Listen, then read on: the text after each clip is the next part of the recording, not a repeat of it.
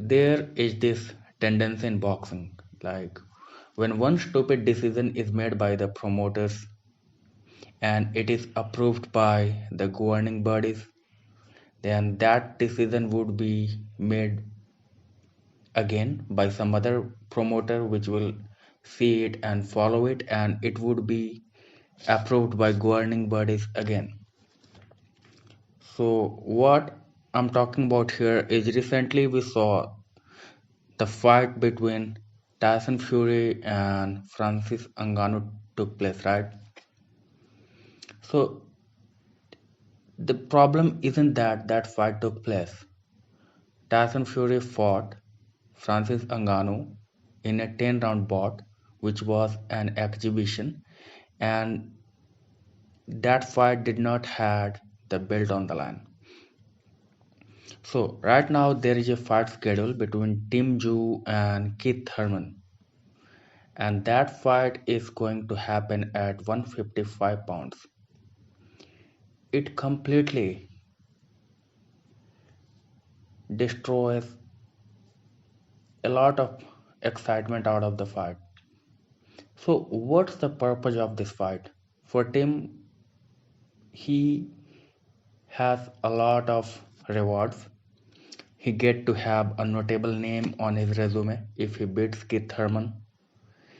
He will people boxing fan, casual and hardcore fans in USA and around the world will hear his name, will remember his name for more. And the next time when he fights again, people will tune up in large numbers. Right.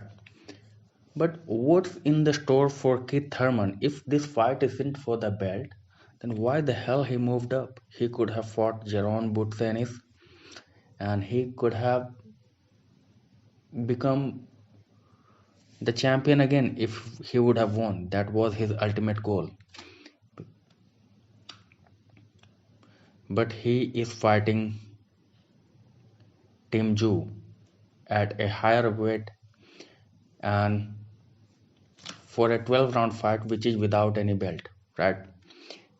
People were saying that catch weight was decided later. No, it wasn't decided later, because if you remember at the press conference, Keith Thurman said that even though this fight isn't for the belt, he is the champion, right? And at the end of the day, he is right. Belt is just a symbol. It depends upon who is the person representing it. The belt Tim Tszyu hold, it has a lot of merit because Tim Tszyu is a great fighter. Then you will be saying, what do I mean? Like, for example, Rolly Romero has a belt. That belt does not mean anything because it has been gifted to him by WBA for their close relationship with the PBC and Floyd Mayweather, right? But in the Tim Tszyu case, the situation is completely different. But the real question comes here is, who asked for the catch weight? Was it Tim Tszyu or was it Keith Thurman? Or I'm not going to put the blame on Tim Tszyu because that dude does not care about this. If he's fighting Keith Thurman, he would not care if it was for the belt or without belt. He would have fought him. Maybe most likely it is going to be the promoters, his promoter or his manager who manages him, or maybe it was the governing body, like the belt is holding WBO organization. They said that, listen, you don't have any, if you are not defending it against a mandatory, then you have it, that fight cannot be for the belt. But that does not make any sense as well, because there is no clear contender at 154. There is another belt vacant for which Sebastian Fundora is fighting. Another contender is Brian Castaño, who is injured, who is not available at the moment right now. There are other fighter notable names like Erickson Lubin and those, but they haven't put their hands up and they have fought in a while. That's why boxing is a big mess. Sometimes even the expert game theorist can be lost understanding the permutation and combination of boxing, because as we spoke about the boxing governing bodies, that doesn't make sense. If it was team's manager, what was their rationale behind making this fight at a catch weight? Maybe because it took a lot of hard work and a lot of chasing of Jermel Charlo before he became a champion. He is an active fighter, fighting somebody like Keith Thurman, who is a great fighter, is little bit of risk. Who Thurman has a lot of experience.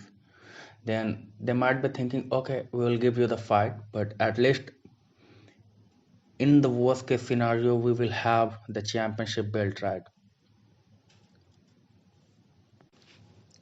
Similar incident was repeated when Jermel Charlo fought Jose Benavidez Jr.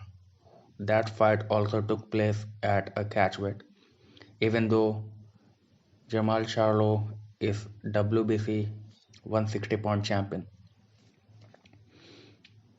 and WBC allowed that. So in that case, Mauricio Suleiman's stance on Jamal was clear that they will support him unconditionally, even though that would come at the cost of somebody else's dream who fought their entire life to make sure that they are in contention to challenge for a boxing title.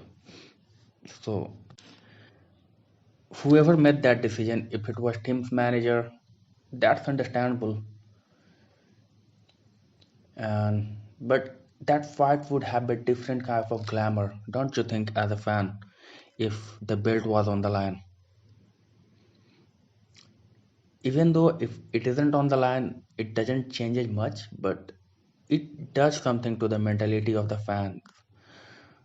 So whichever way it goes, I hope that things becomes clear as we go around. And thanks for watching this. Please subscribe and take care. Be well in the world.